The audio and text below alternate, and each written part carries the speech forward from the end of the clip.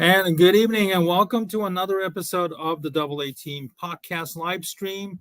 I'm your host, Stephen Nagishi. With me once again is my co-host, the online contributor and also associate editor of the sports blog Awful Announcing. Ken Fang is joining me once again. Ken, good evening and welcome back. We missed our show last week for personal reasons, and we're glad to be having uh, to do this once again. Welcome back. How are you, Ken, tonight? Good to be on with you, Stephen. Glad to be with you, and always happy to be on. Well, welcome, and I'm glad to have you back on again. And Ken, let's catch up on some sporting news since last week. We kind of had 2 weeks to kind of catch up on, and Major League Baseball. Yesterday, the Rangers won their third pennant. They finally dethroned the Houston Astros off of their they were the defending champions, and certainly the last two games after they blew a lead in Game 5 in Dallas, I thought that they were pretty much dead in the water at that point, because I certainly didn't think that their bullpen was going to hold up. But by God, the last two games in Houston, they basically out hit the Houston Astros. It's kind of funny, the home team did not win a single game in this series. Nope. And it's the Rangers who are advancing. Certainly, they've been playing, I should say, with somewhat of house money. Nobody didn't expect them to get this far. Jacob deGrom was put on season-ending Tommy John surgery. The chances of him returning next year is very slim. Basically, maybe as early as 2025 at this point. Their in-season acquisition, Max Scherzer, had a injury that was also considered season-ending.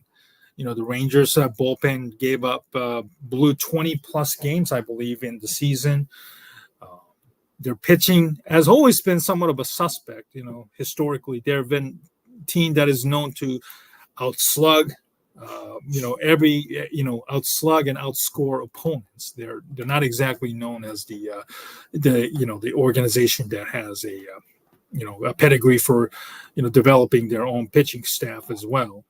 Ken, you looking back at the ALCS, what were your overall impressions? Well, as you mentioned, the home team did not win, but Texas, it has to do a little bit. Looking forward to the World Series, whoever they play, they're going to have to win at home because they have home field advantage. I have to say that I was impressed by their hitting. I mean, Garcia went off basically Game 6 on, and he got the most valuable player award for the entire series, which he deserved. As you mentioned, the way they lost in Game 5 was could have put other teams aside. They could have easily lost that series, especially had Houston been last year's team or the year before. But the Astros are a little bit weaker this year, and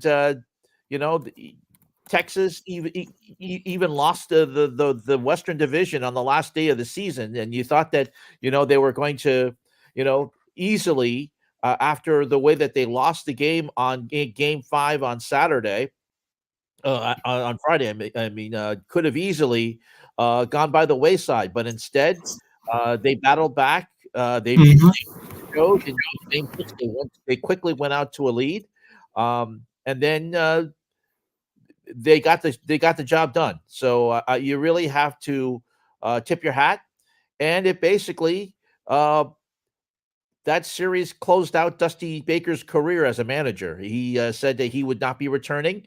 Right after the game, he said he would be retiring, and a guy who's had a great career as a manager. But I have to say that the Rangers deserve this one. If you're going to come back after a devastating loss like that, Stephen, you deserve the victory, and they certainly did. And hats off to them, and for especially winning winning on the road, which is very tough to do in the postseason.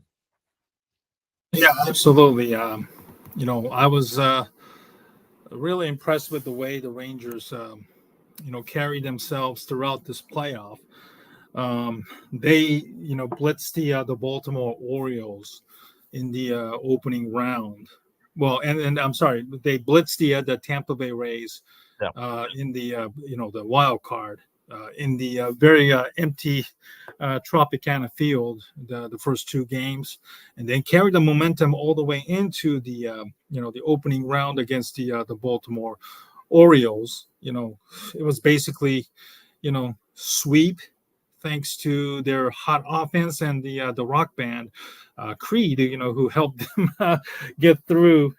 Certainly we all know the story of some of the players listening to Creed music to help them get through, and how Creed has become like the de facto band for the Texas Rangers and all. Adolis Garcia, my goodness. A guy, he actually played in Japan for about 4 months with the Yomiuri Tokyo Giants. And, he didn't really, make much of an impact. And he came to the States. He was with the Cardinals. And I think the Cardinals, traded him to the Rangers for, I think, a cash consideration, which is kind of absurd. And it's even more absurd that he has turned into a legitimate hitter who finished probably second behind Shohei Ohtani in the American League home run race this year. And, he'll probably likely finish second in the American League MVP voting as well. Although I think if the Rangers win the World Series, maybe that voting could close a little bit, but still, I think he had a terrific season.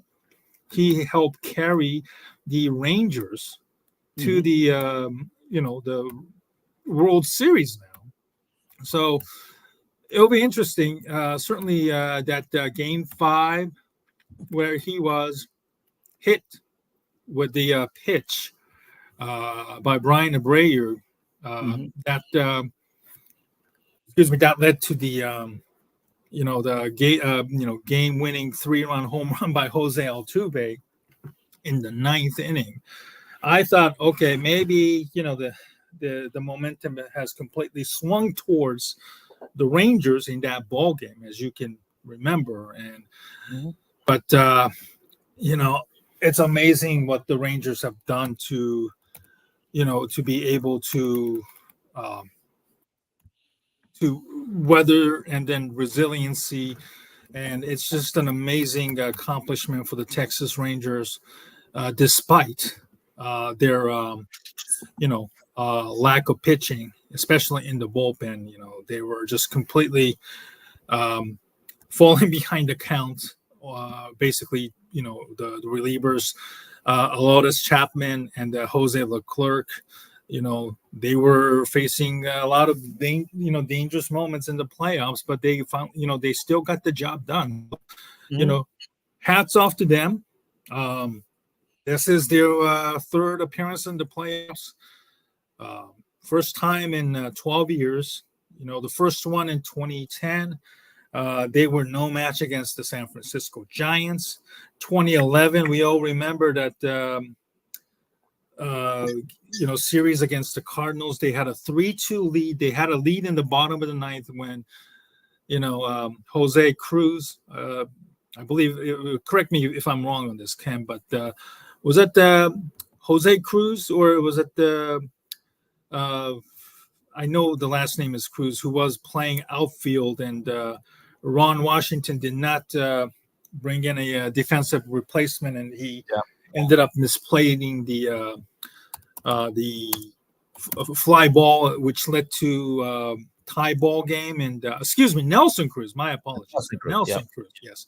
Nelson Cruz, who misplaced the outfield fly ball that led to the tying run, and eventually they go into the extra innings, and Cardinals win the game 6, and then eventually game 7. So this is going to be a very interesting series. Team who is out of the wild card, and then the NLCS, which is tonight in about an hour or so. Arizona and Philadelphia, both teams are also out of the wild card, Yep. winners. And so we discussed about the whether the format needs to change. Given the division winners who all won 100 or more games is not even in the series, or they were just basically non-existent. But we'll save that for later. But this is going to be a very interesting, no matter who wins the the National League Championship Series, because the Texas Rangers will have the home field advantage. Mm-hmm. And I think the conventional wisdom would say that, the Philadelphia Phillies, because their experience, certainly have the edge. They were, in the World Series last year. They gave the Astros a run for their money.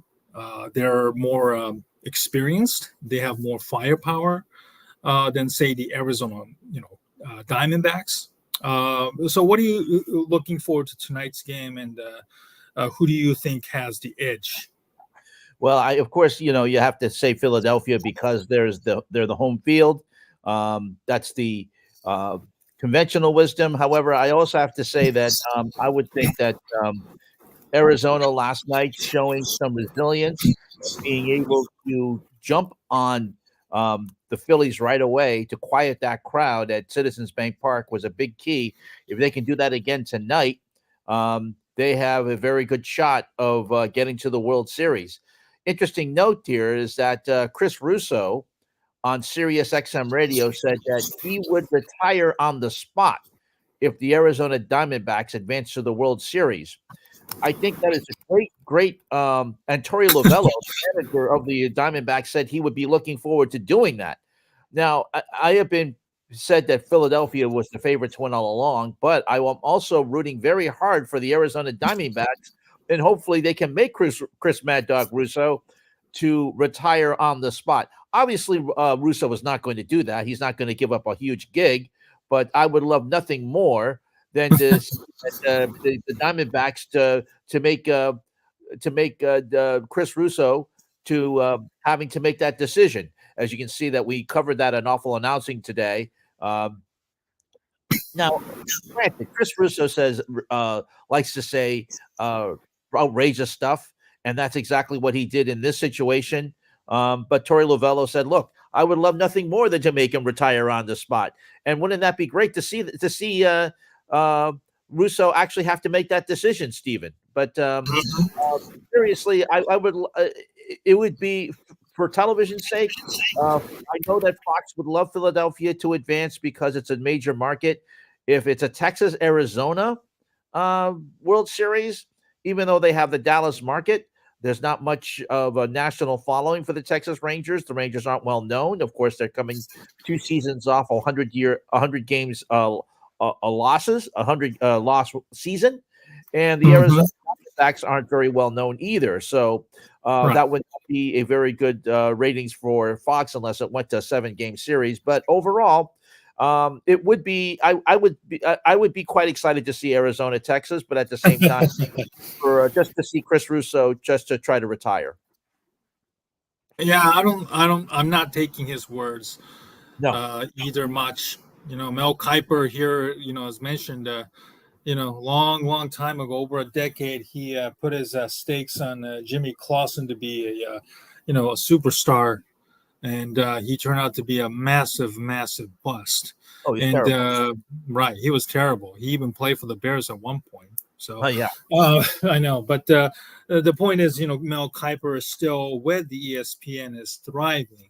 So yes. I'm not expecting, Russo. Although if Russo does end up leaving, the XM, Sirius XM gig and not the, the First Take, certainly, that's the latest job, and that it probably wouldn't make sense to leave that new job.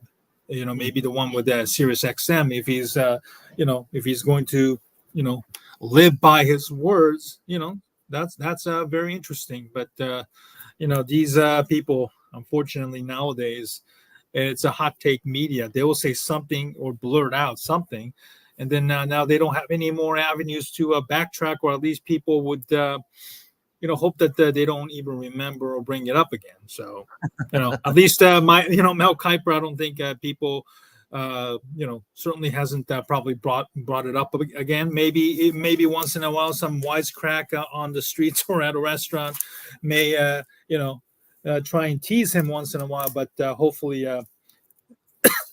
excuse me, this NLCS tonight, in addition to being game 7, certainly has more viewing interest, especially for those who are probably tired of Russo's shtick, if you know what I mean. Yeah, absolutely. But if Philadelphia wins, of course he's off the hook. But if Arizona wins, in this day of social media, let's hope he gets pressured. We'll see. We'll see if that happens there. But yeah, absolutely. Overall, Absolutely. it's going to be a good game tonight. Let's hope it's a better game 7 than last night when Texas jumped all over Houston and pretty much put this game to bed. TBS is certainly hoping for a much better game, as it's going to have the game with Brian Anderson and Jeff Francoeur and Ron Darling, along with Matt Weiner on the field asking questions. They'll be on TBS later tonight. So let's hope for a better game 7 than what we had last night on Fox. Yeah, I'm going to pick the Phillies to win this one. Okay. In hopes, I will normally say Philadelphia, but because I'm hoping I'm seeing what Chris Russo will do, I am going to root very hard for the Arizona Diamondbacks. No. I'll root that. Hopefully, it will happen. But I think that the Phillies are have too much going on, and that I think there's too much at stakes for them as well. So I think Phillies will hopefully put up a better effort tonight than what they did yesterday, because it was pretty much a stinker from the start. When they gave up 2 easy home runs in the first inning, just the Phillies just never recovered from that. So hopefully it will be a much better game for them tonight, and hopefully it will be a very interesting World Series, regardless of who comes out. Certainly I think the MLB is praying for Phillies Rangers because of a market perspective. So Dallas and Philadelphia, so it's going to be hopefully it will be a much better game tonight. So Absolutely. We'll talk about it hopefully in our next show. Yes. All right. Let's talk about the NFL Week 7. And Ken, your Cleveland Browns has been on fire. We didn't talk about it last week when your Browns shocked the 49ers at home in Cleveland, which was something that I certainly did not see coming. I didn't either. That was a shocker, because the 49ers were undefeated and coming into that game, but credit to your defense, led by Myles Garrett and the defensive coordinator, Jim Schwartz. Yeah, I mean, Myles Garrett for the last couple of weeks has played lights out, and even on Sunday's game, jumped over the line to block a field goal. I have a feeling it's going to be declared illegal next season, but the fact Myles Garrett has been lights out. He's played absolutely fantastic. Jim Schwartz deserves a raise for some of the stuff that he's doing with my Browns, and even with Deshaun Watson out and a rookie quarterback playing as a backup, he's showing a lot better decision making than Deshaun Watson has as a veteran, and he's been in the league for several years. I've been very impressed by the Browns and by the way they've been playing, and the fact, as you mentioned, coming back and defeating the 49ers, kicking a field goal to win. and then having to hold on against Brock Purdy. And they pretty much have shown a template and a blueprint on how to defeat Brock Purdy. As a matter of fact, he has not had he did not have a very good game on Monday night either, as a matter of Right. fact. And I think that might have been a blueprint on how to stop him, because he had some very poor plays. And as you can see from the very first, right before the game started, the Browns and the 49ers out of the locker room had an issue. I think Ross Tucker was on the sideline. Oh, no, actually, Mike Golick was on the sidelines, and he was doing the game for Westwood One, and he said that he was ready to jump over there, and said he wanted to run and contribute to the fight. And then he realized he's in his 60s, and he said, "No, I shouldn't do that." So he but really, that kind of shows you, Stephen, that the Browns might be a different year for them, because coming off, usually they would take a win and take two steps back. To put together two fantastic wins in two different ways. First had a little bit of a shootout had a little bit of a shootout against Indianapolis. I believe they played on Sunday, if I'm not mistaken. Right. Fantastic game on Sunday, and very impressed. And I have to say, Stephen, that I'm a little bit more optimistic than I was when I spoke to you, when we last spoke 2 weeks ago. And I'm much more optimistic about this team, especially coming into this Sunday as well for Week 8. Yeah, I was surprised that how well the Browns have actually responded in the game. And Myles Garrett played an incredible game the last 2 weeks. Certainly, we're going to watch a highlight of how disruptive and destructive he was on this Colts game. This is the one that Where he where jumped he over the line. literally leaped over. He didn't even touch anybody. He just leaped right. Now, if he jumped over and touched somebody, that would have been a penalty, right? Yes, that's a penalty, but he jumped clean right over. I have a feeling like he jumped clean. Yeah. He jumped clean. It was incredible. Yeah, and you can just see there that he's just absolutely a beast on the line, and he's very tough to block. He and I think Micah Phillips are two of the people that really are going to be contenders. Probably the defensive player of the year. Yeah, both Without he a doubt. yeah he and I think Phillips of Dallas are going to be two of the players that are going to be Parsons. defensive. Yeah, I think those two are Parsons, neck yeah, and Mike neck Parsons, right yep. now. Yeah. Yeah, so I think that, but the way that the Myles Garrett, I mean, you really have to block him. You have to consider for him.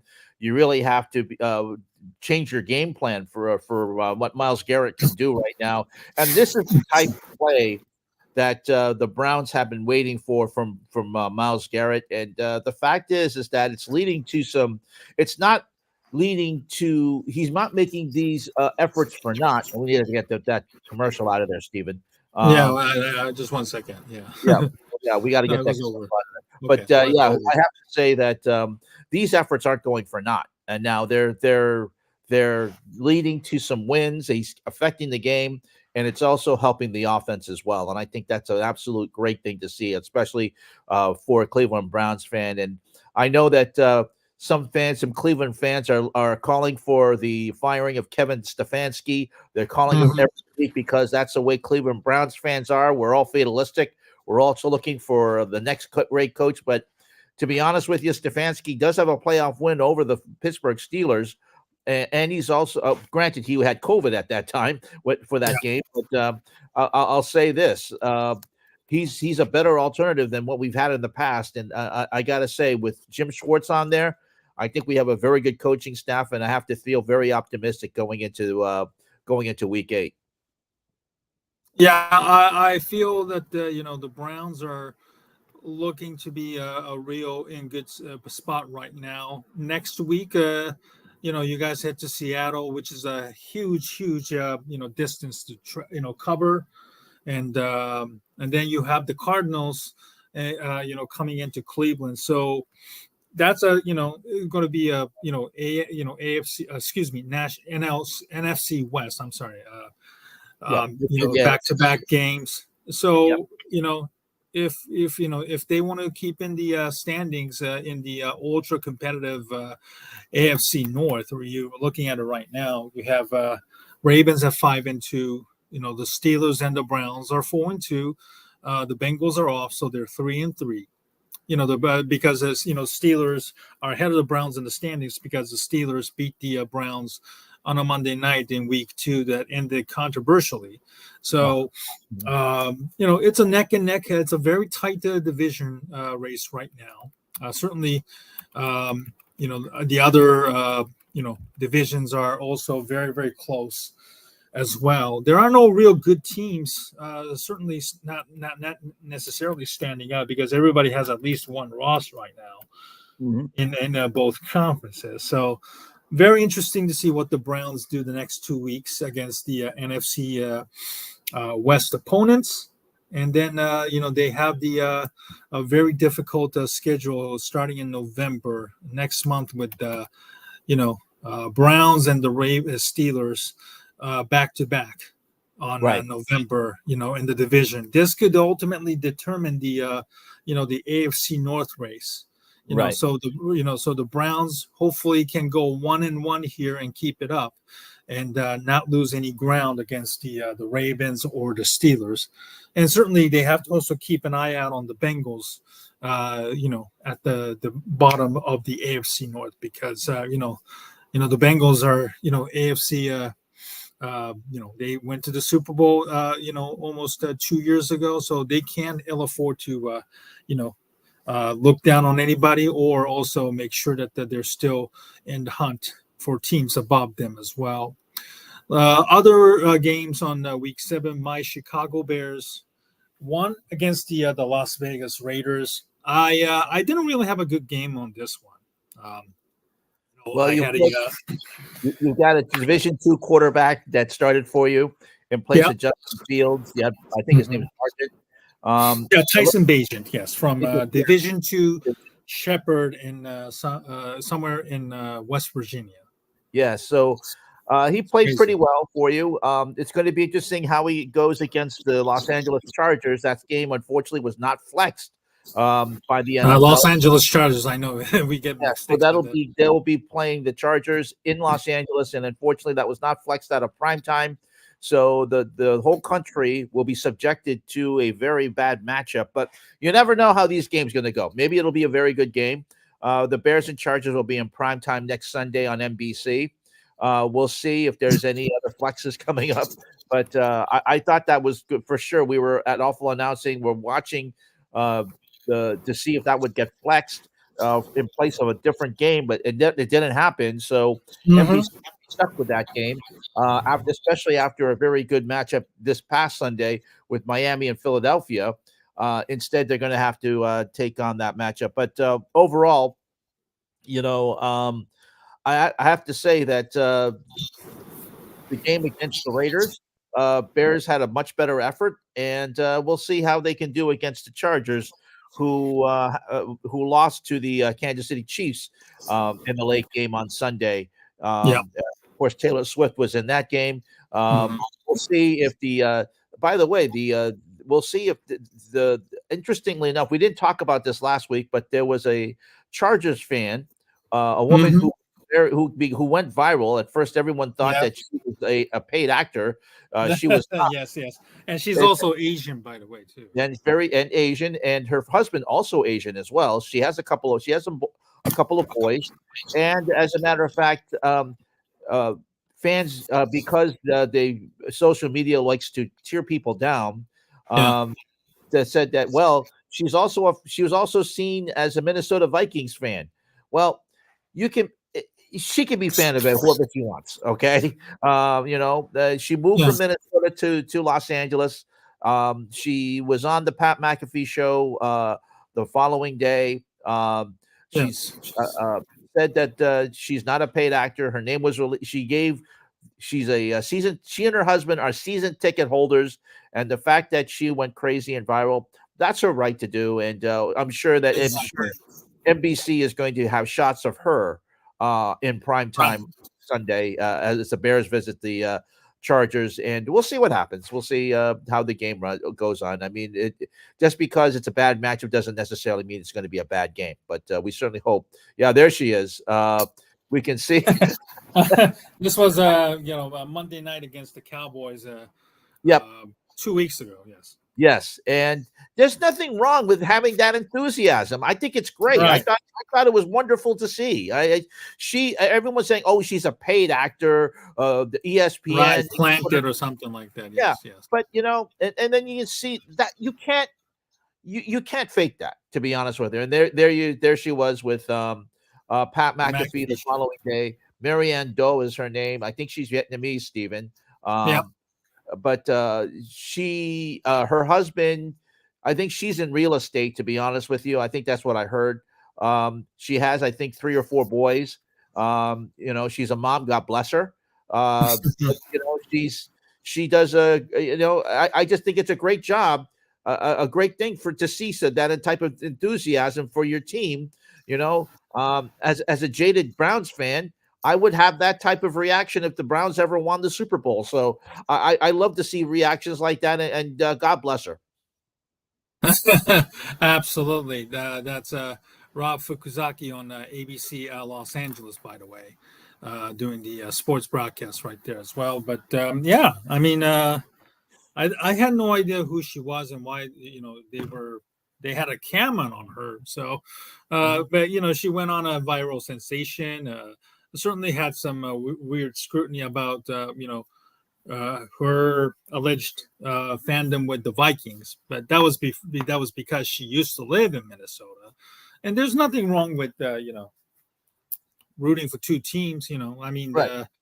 She moved to LA, of course, but that was when the Chargers were still not the Los Angeles Chargers that we're known, but we are now known as that was still the the San Diego Chargers, and they're still having a hard time trying to build up a fan base there. So Luke 1688, thanks a lot, guy. Thank you for watching. Well, Luke, we were earlier talking about the I'm a Bears fan.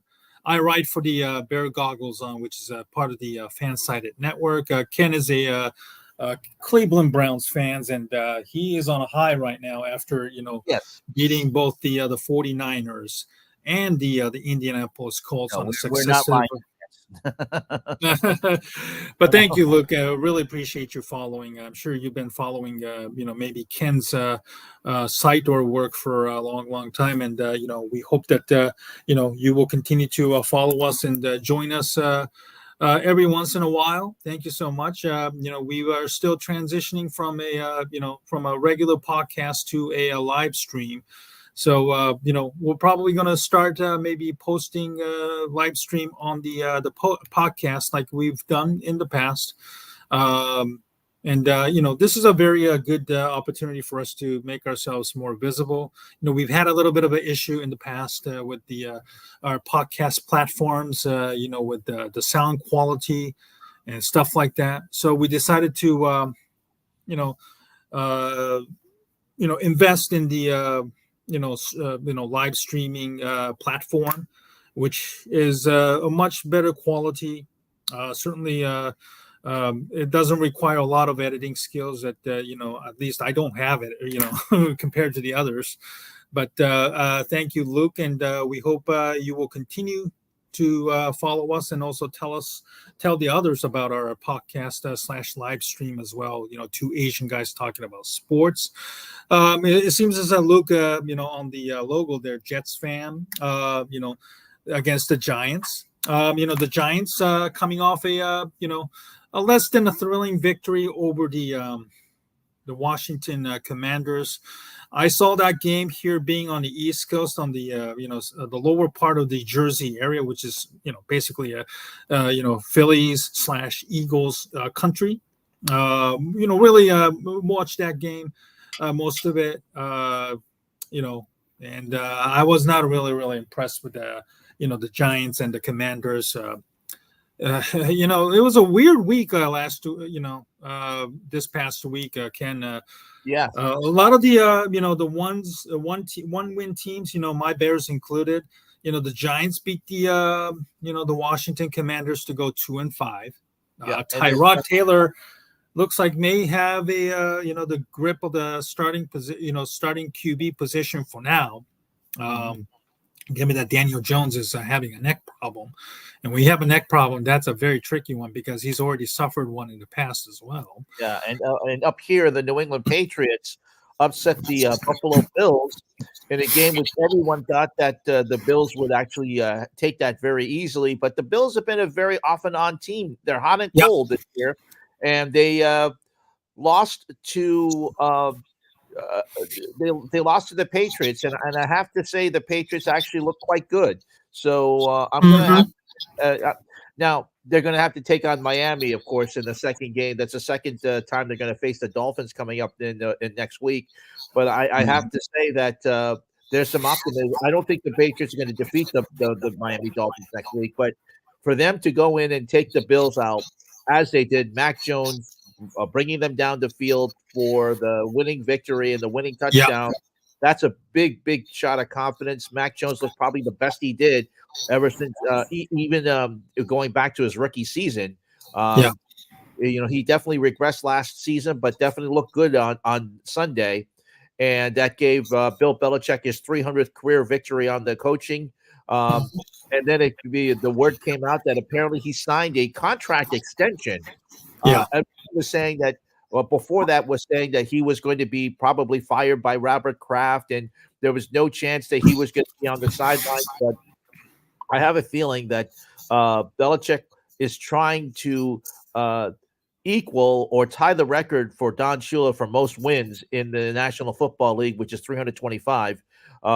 He has a ways to go. He has a Yeah. long way to go there, but if he can average over the next 3 seasons 8 wins, he can definitely get there. But right Mhm. now, right now what we're seeing from the Patriots, they're definitely in a rebuilding year. Who knows where they're going to go? But to get their second win against the Buffalo Bills, a top echelon team in the AFC, that's a big shot in the arm for them. Yeah, absolutely. Getting back to Luke's comment here, I like what the Jets are doing. They had a very nice victory against the Philadelphia Eagles on Sunday, the same week that the 49ers also lost Yep, to the Cleveland Browns. Your Browns, Kim, by the way. yep. Yeah, I was very impressed with the Jets. The way of playing. They run the ball very very well with Brees Hall. Zach Wilson is limiting his mistakes so far, and their defense is very very good. I have to say, Robert Sala, I think is maybe finding his footing.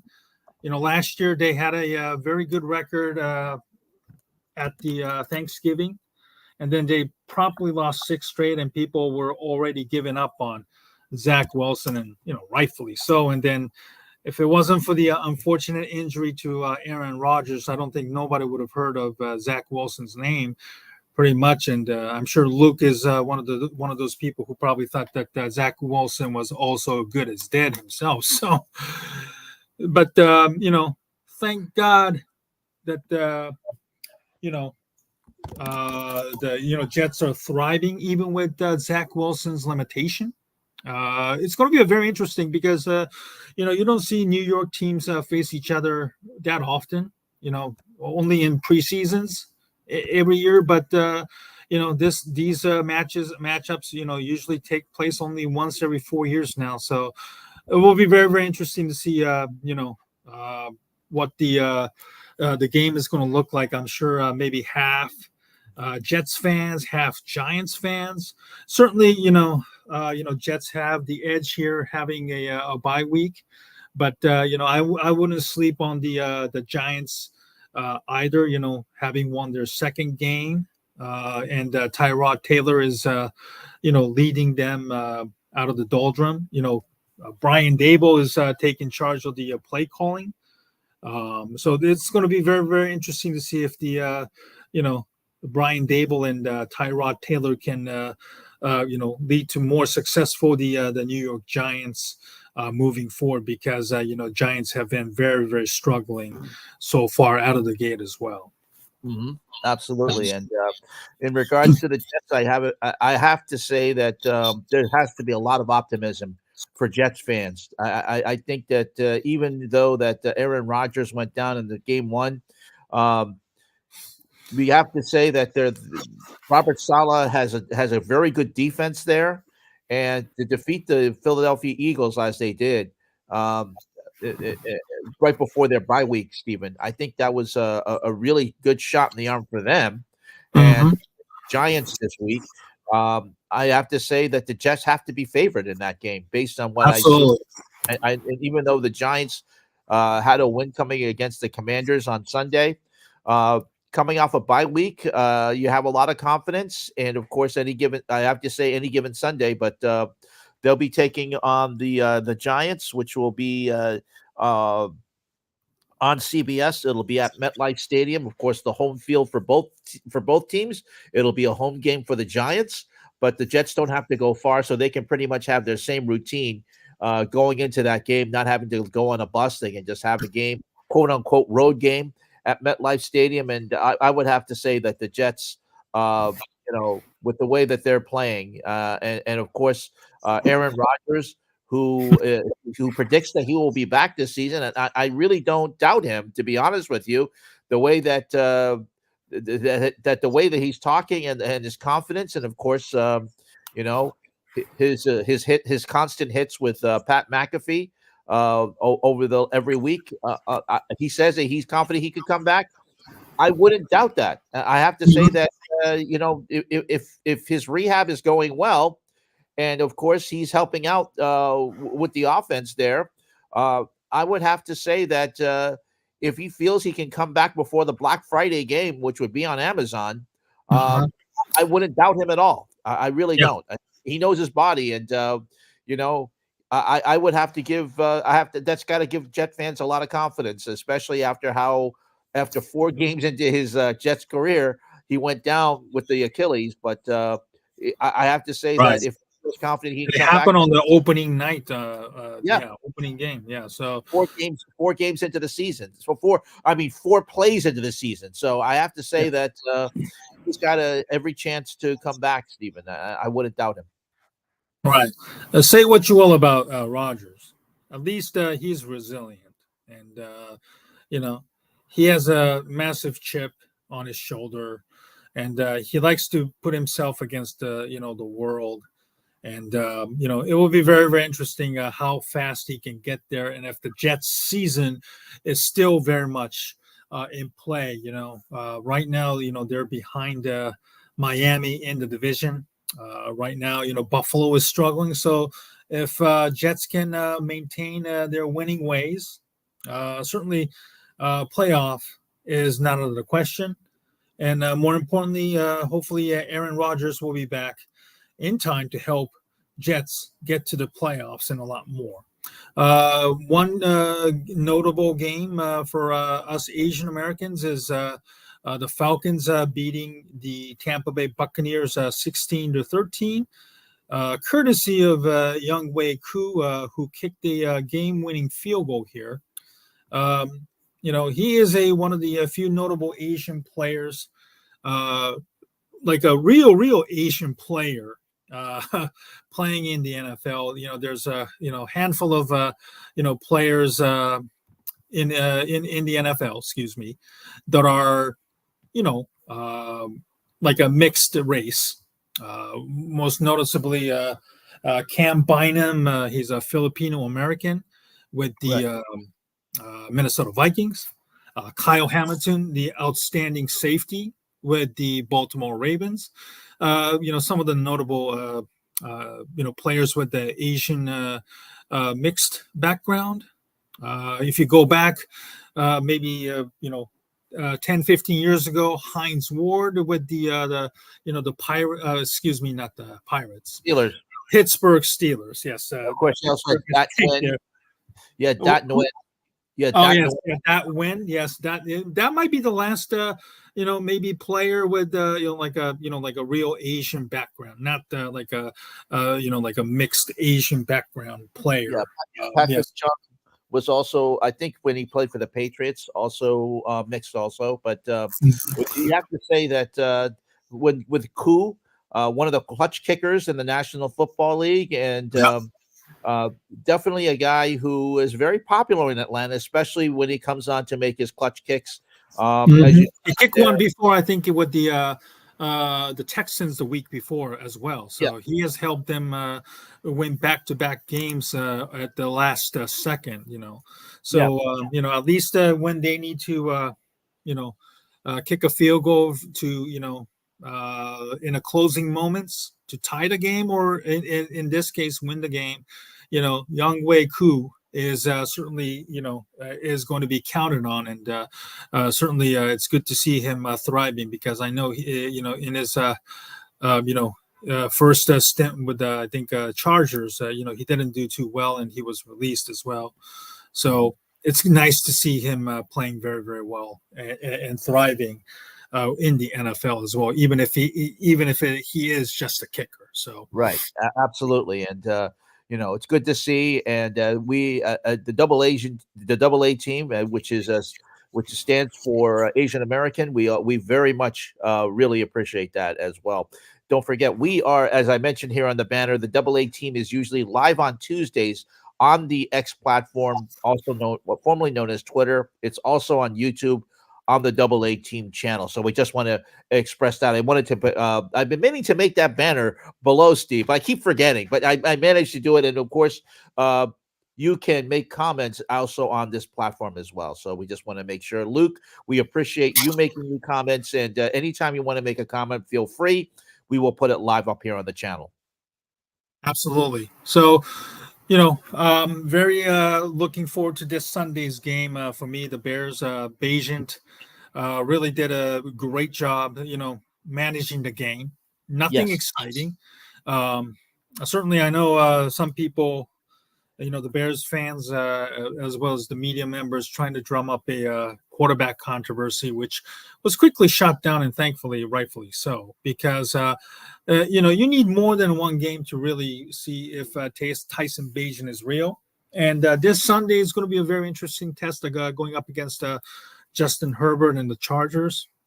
The Chargers defense also present a challenge with Joey Bosa and former Bear Khalil Mack rushing the quarterbacks. I thought that Max Crosby was going to destroy the Bears by himself, but thankfully that did not happen. But again, this is going to be a very interesting challenge for the Bears, offensive line that's gone through so many different lineups. Bajent has to probably throw a little bit more, than probably the 5-6 yard dink and dunk passes that we saw. The Raiders didn't do a good job of adjusting or handling, or pressuring a Bajent.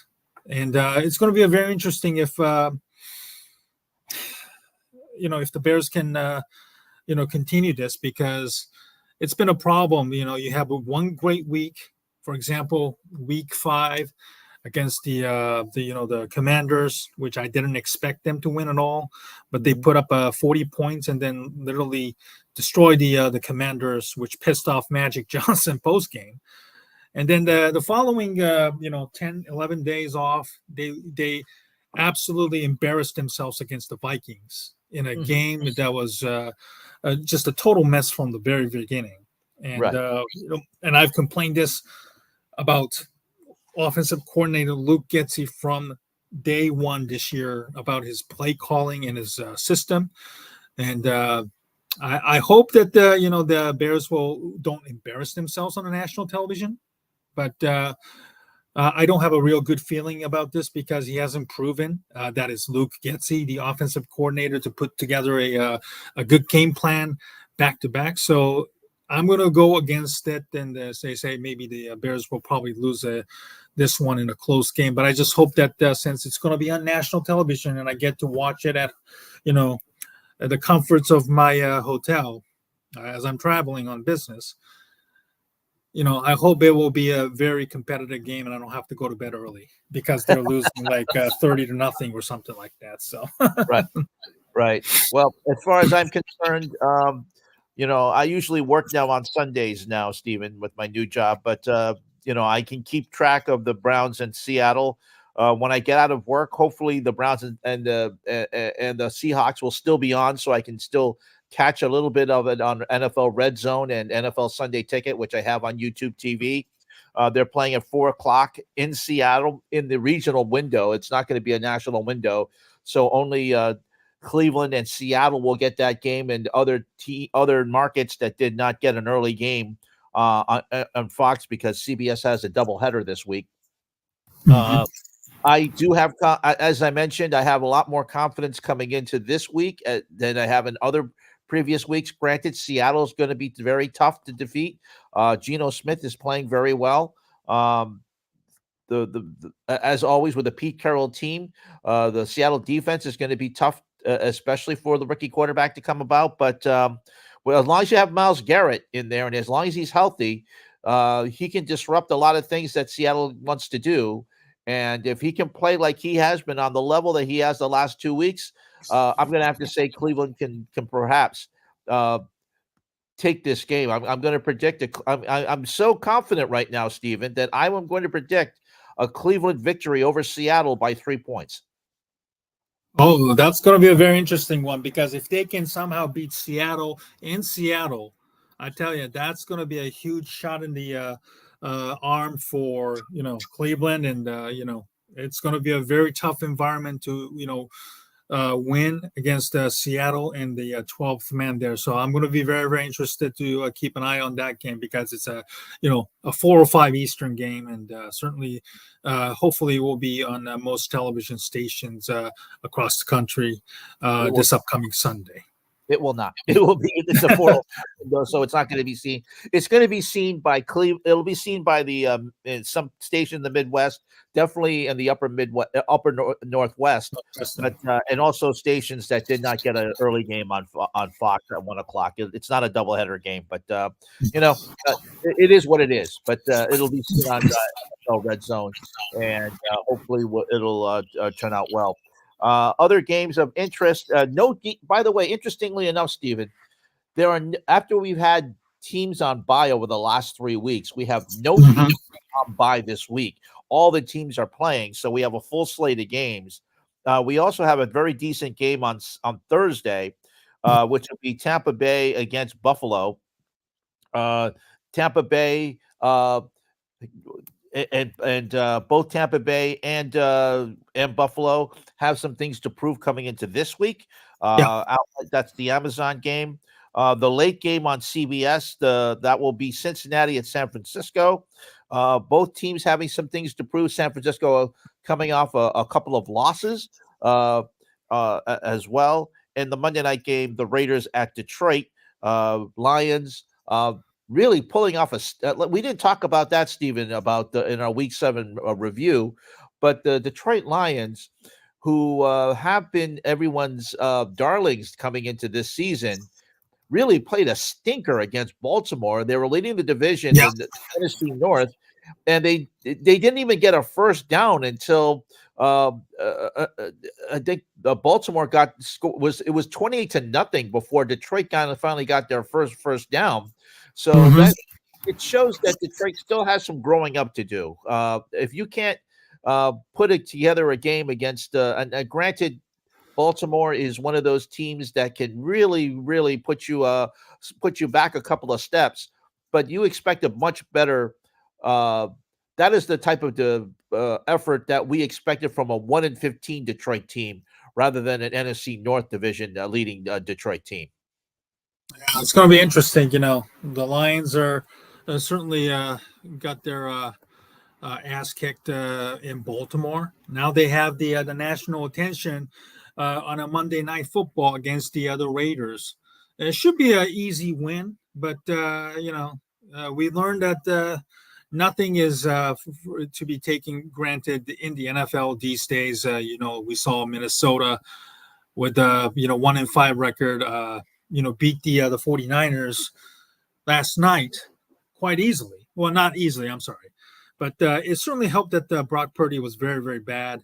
They didn't have Trent Williams, protecting the blind side, and Deebo Samuel was also out as well. So, yeah, I'm very, very, very much looking forward to this upcoming Sunday as well. By the way, we had somebody who just said hi, and sorry for the name there, but thank you so much for paying attention to our live stream as well on the Double A Team Network. All right, so finally, we're going to close out our show. It's a very, very sensitive topic to a degree, but this week, the NHL. I think we may have touched on this, but in the past, Ken. The NHL has adopted the, I think you might be more well inclined to talk about this. I'm trying to understand how it happened, and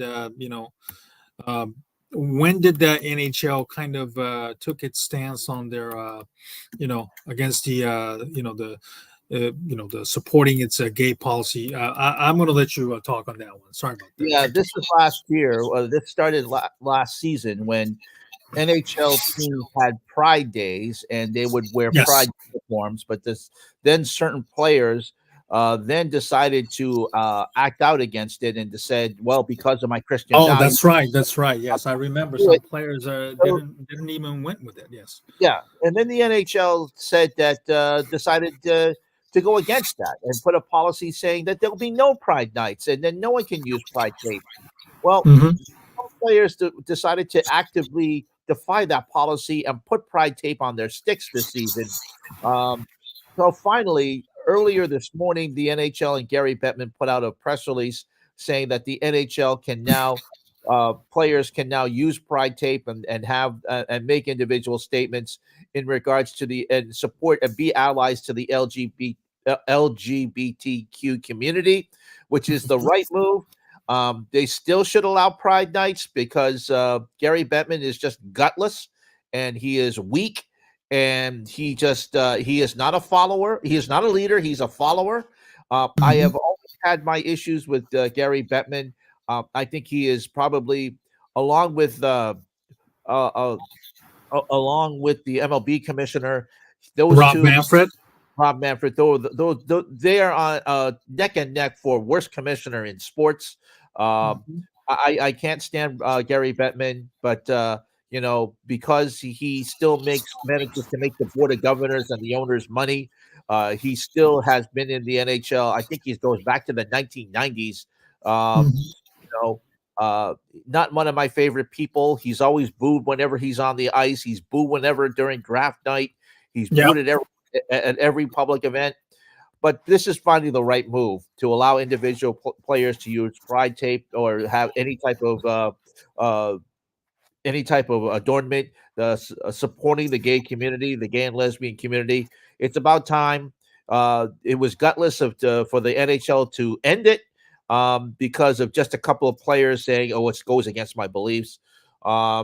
If you're going to be welcoming, if you're going to be inclusive, you're going to have to, allow this. And this is a baby step. It's not a big step, but it's one that's welcomed here by the Double A team because we are allies. We support the gay and lesbian community. We do not. We call out any bad behavior. We've done it ever since we started this on the Barroom Network. So we certainly hope that the NHL can move forward instead of taking the 7 steps backward that they did in this ridiculous policy that Gary Bettman had before the season. So at least they allowed the players to use Pride tape, and that's a good thing. Yeah, here a tweet by Mike Beauvais. Because Travis McDermott, a completely expandable defenseman who plays for the Arizona Coyotes on a 1-year deal, just above the league minimum, had the balls to stand up for his convictions at what could have been a cost to his career. So kudos to Travis Dermott for standing up on this one. Yes, now, sorry, but go ahead, Ken. No, that's fine. I'm glad you said you pointed that out, Stephen. Like I said, more players were actually putting the pride tape on their sticks. Uh, a couple of them did them last night. So for the NHL to finally say that yes, you can use them on your sticks if you wish, that's a good thing. But they should have more. They should not have had this policy, this draconian policy to begin with. So you know, at least the NHL is making a baby step here, and hopefully they can make a correct decision somewhere during the season, or even if it's not during the season, after the next right before the 24-25 season. Absolutely. Now I'm going to kind of try and finish this on a more of a complicated issue here. I'm a big fan of soccer, and I lived in Germany, followed the German Bundesliga. When I lived there, I still follow them on a regular basis, having lived in, the city of Frankfurt. And there's also a lot of, U.S. Men's national team players who are either currently playing in Germany or at least began their career in Germany at some point. And we touched on the Islam and then Palestinian war in Hamas. There was an interesting article that has came through in Germany. There was a couple of players playing in the German Bundesliga that was either nearly got suspended, or there was one player who was actually suspended by their club that they play for. So the Israel Hamas conflict, by the way, DW is a Deutsche Welt, which is a German news site, by the way. Right. So the player that was playing for Bayern Munich, which is the top club in Germany as well as in all of Europe, by the way, is that Nusayr Mazraoui. I hope I'm pronouncing it correctly. I'm probably botching it, by the way. But he was almost suspended for posting pro-Palestinian post on his social media. By the way, he's actually a Moroccan international who helped the country, who really played a key role in helping his country, Morocco, get to the semifinals in the 2022 World Cup, which was an incredible story on its own, by the way. And he was heavily criticized for posting pro-Palestinian post again on social media. And then you have a very smaller club on the other side, Mainz, which is actually very close to where I used to live in Frankfurt. They suspended a different player here, El Ghazi. I'm trying to find the name of the first name here as well. Let's see. Anwar El Ghazi, excuse me. He recently signed a contract with Mainz. He's actually a Dutch forward, but the Dutch, as you know, is a country that has a mixed race as well. A lot of players from the Moroccan background, also as well as from small country of Suriname as well. And it's a very country with very diverse race there as well, especially from Morocco and Suriname, among others that I just mentioned. Here's the Mainz forward Anwar El Ghazi, who was suspended. It's kind of funny because we know that anti-Semitism has been on the rise globally, and we touched on this, Ken. You can be against, you can be against Hamas, and of course, Hamas, being, against, pro-Palestinian doesn't mean that all Palestinians support Hamas. They don't. That doesn't represent the, overwhelming majority of the Palestinians. That's exactly right. Right.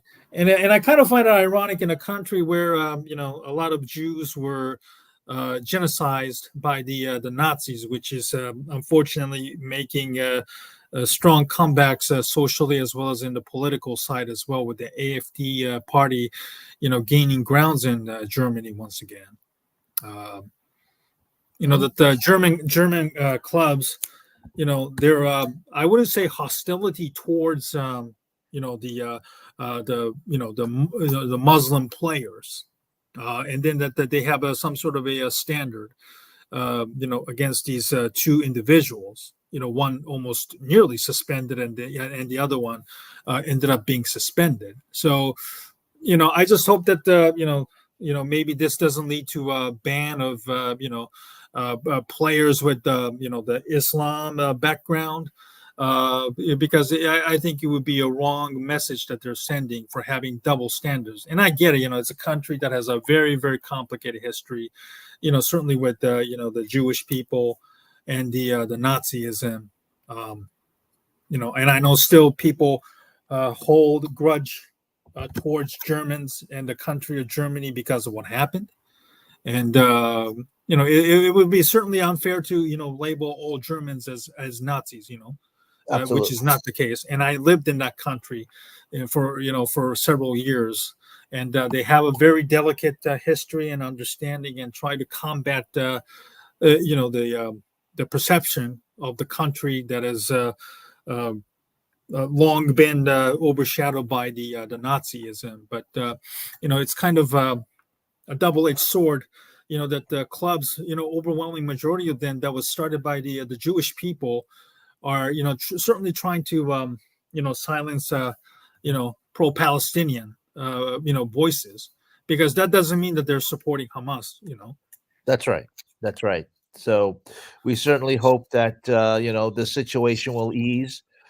It's a very it is a we're in high tensions right now. We're definitely the whole situation, especially in the Middle East, is especially with hostages finally being released. Only 4 women have been released as hostages. One 85-year-old woman was released today. If you saw her press conferences, very heartbreaking. Her husband is still being held hostage by Hamas.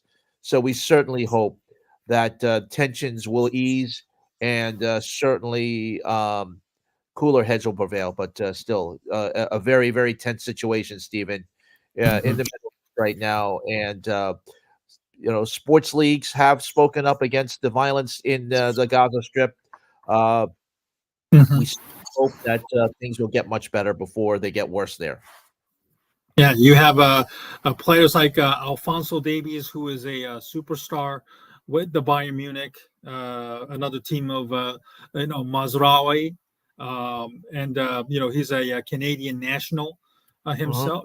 Canadian. He's a star on the Canadian national team, who represents the Canada for the 2022 World Cup, and also certainly one of the key stars in the 2026 World Cup here in North America as well. He will likely be one of the faces in the upcoming World Cup as well. He's also voiced his support for, you don't need to be Muslim to stand up for Gaza. You just need to be human.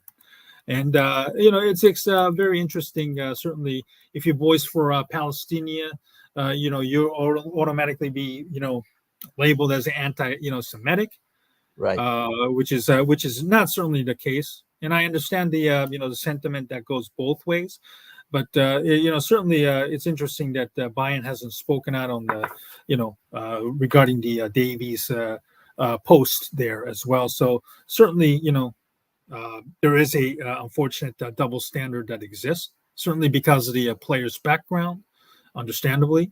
But if you're going to speak out on Mazraoui, then you need to address the Alphonso Davies, who spoke out on that as well. Absolutely. Well, we're about the end of our time here on the Double A team. We thank you very much for watching, and for those of you who made our comments, thank you, Clara, for joining us. Thank you also to Luke for making your comments. Feel free to make comments, and as long as they are, as long as they don't break the rules, We do have rules here, but we also want to say that feel free to make comments and have any constructive criticism for us. Certainly let us know. Absolutely. Stephen is at Asian Sports Fan 1 on the X or Twitter. I am at Fangs Bites on X/Twitter. Don't forget that we are usually on live on Tuesdays. So we're trying to figure out the right time, but hopefully the 7 o'clock Eastern time, 4 o'clock Pacific time will be the right time for us. Thank you for joining us. And don't forget, we will be back here once again on the AA team. Thank you very much for watching, and we'll see you again next week. Thanks for watching, people.